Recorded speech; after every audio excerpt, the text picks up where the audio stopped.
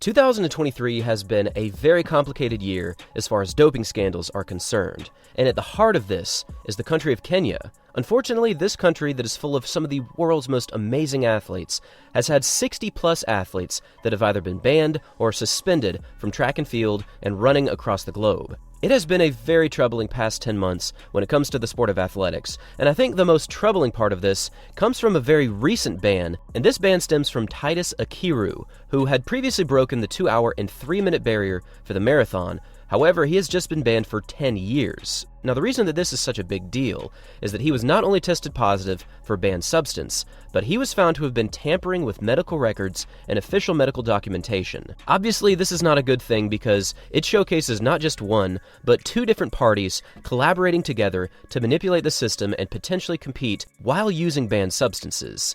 But on the other side of this obviously troubling issue is actually some good news, and I'm happy to report that Kenya is currently set up to build an anti-doping lab in Eldoret, which is situated right in the heart of many different training grounds. This would be close to Eliud Kipchoge's training ground, this is pretty close to Kelvin Kiptum's training area, and hundreds, if not thousands, of more world-class athletes that will now be able to be tested more regularly and in a more responsible manner. Now, I'll make sure to leave a link down below of this exact article because it actually goes into pretty good detail on the various reasons why this is beneficial, not just for the athletes in Kenya, but for the various athletes across Africa. Now, this testing practice is actually partnered with the English Premier League Testing Laboratory. So there's actually going to be a lot of very experienced personnel that will be able to come to this exact laboratory in Eldoret, and hopefully they will be able to not only implement good practices, but balance the scales when it comes to the athletes and potential dealers around that country. Another very interesting part of this article talks about how there have recently been widespread reports of rogue pharmacies and rogue medical personnel, and these people are administering banned substances to the athletes in that region, and some of the athletes aren't exactly aware of what's going on. They say that they're taking advantage of the lack of knowledge among runners, which will be another thing the presence of the lab will have to deal with. Now, I'm not entirely sure how accurate this is. Clearly, some athletes are taking banned substances, and they know that they shouldn't be doing it, or else they wouldn't be trying to falsify medical records. However, for other people, I think this potentially could be possible.